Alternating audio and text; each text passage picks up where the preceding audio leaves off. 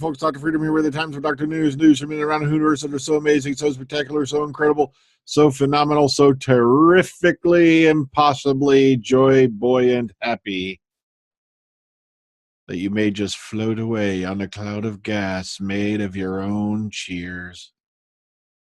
Did that make any kind of linguistically, I almost said linguini sense. Oh, yeah. Did that make any sense in any language? Probably not. Right now, there's probably a guy trying to watch this in Chinese going, what? Okay. But why would he be watching it in Chinese? But all right. Yeah, like I said, there's a lot going on about Series 11 filming right now. Our only speculation is that they've moved in studio because there's been no location signs popped up, at least not anything new that I've seen. So, a matter of fact, a friend of mine even came up with the theory: what if they've finished construction on like the TARDIS interior? Maybe like I said, we don't know at this point. So all we know is there's not been any open location seen recently. So we can only assume that maybe the majority of this block is being filmed in studio. Now, someone even put up earlier today, like I said, I can't believe some of the comments. I'm so glad that DWSR is more strict now. It isn't. It's the same as it was during the last part of the Moffat era. All they've done is, like I said, what he did was with Series 10, he just did more guerrilla filming, which is get in, get out, and also use private locations when you can, or go to military bases. And that's what they did on Series 11 here for a little while. And like I said, they've not been seen at all, really, except for, of course, if you go to Bradder's Instagram, you see him going to work.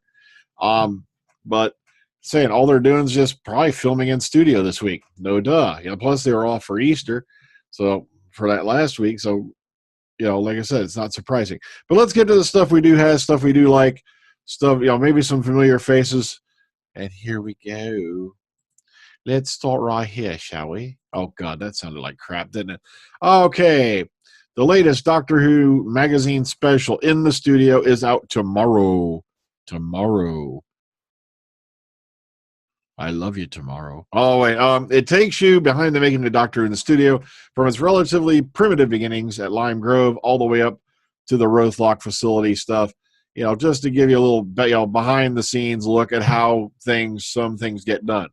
A lot of it is green screen, but there's a lot of it they do other things with. And it's really interesting when you look at this stuff and you see how they actually put it all together. So, really cool stuff there. Keep your eyes and earballs out for that. Moving on. Moffat and Russell T. Davies reveal which classic monsters they want back on Doctor Who. All right. Okay, now Davies said he'd want it's escaping out. Okay. Davies says he wants the Crotons. Why? Who wants the Crotons? Really? No, I'm just kidding. Okay, okay, moving on. Okay, Moffat, he wants to bring back the Weir. Now, there would be an interesting species, as well, because they're basically, huge spacefaring wasps that would show up. And also they appeared in one of the classic stories, The Ark in Space. And yes, it's an incredible story, but there's also some incredibly bad special effects in it. Such as somebody decided, we got this new invention. Let's use it to wrap up, make this guy look mutated. It was green bubble wrap. So, they had to use what they had to use back then. So, but so interesting stuff going on there. Moving on. Let's keep it going. Okay, over here, top 10, Doctor Who behind the scenes facts.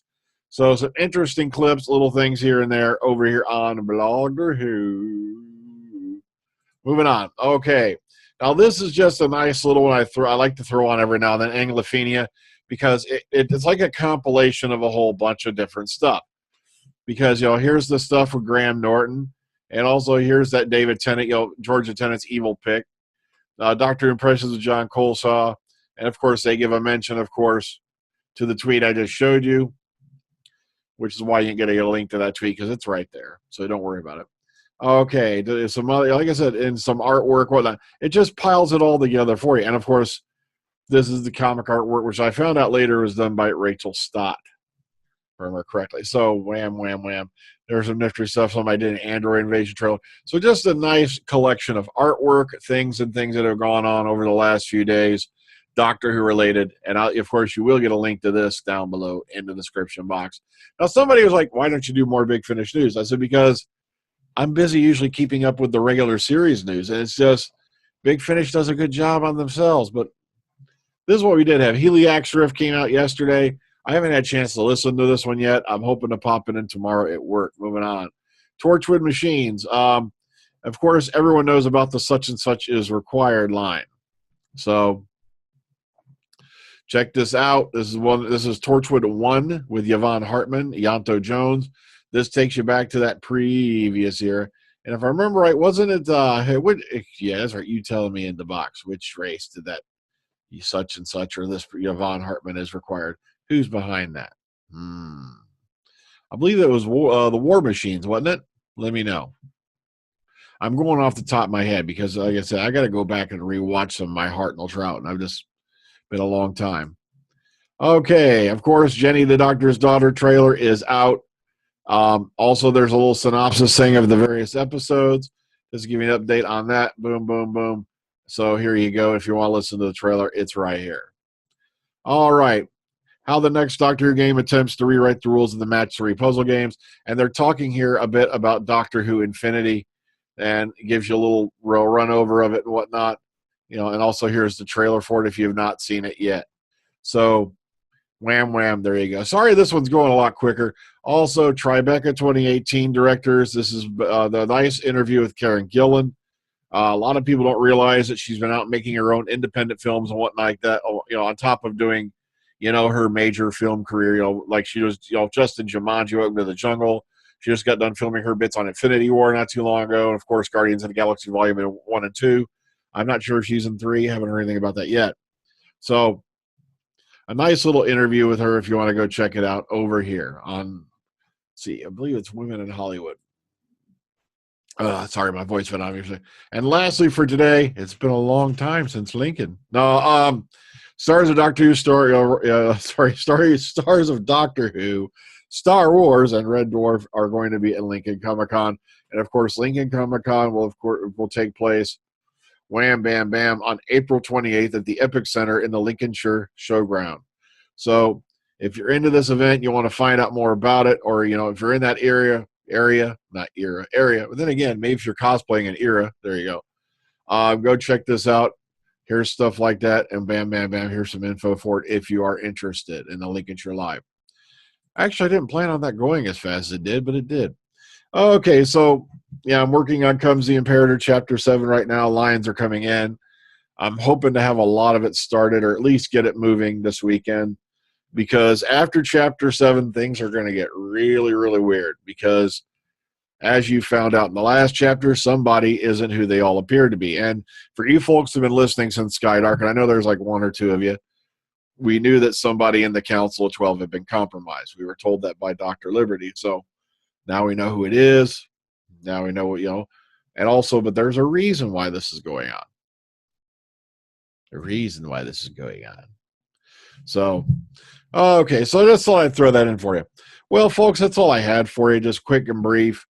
Like I said, not a whole lot going on Series 11-wise. My only conjecture and speculation can be that they're filming in studio this week, which is not unusual. Like I said, I die and laugh because everybody's throwing up these weird stories that, like, you can't go to the set, or Cockney ninjas are going to come flying, screaming out of the hedges and chop you across the legs with a frickin' truncheon, just like, Tanya Harding.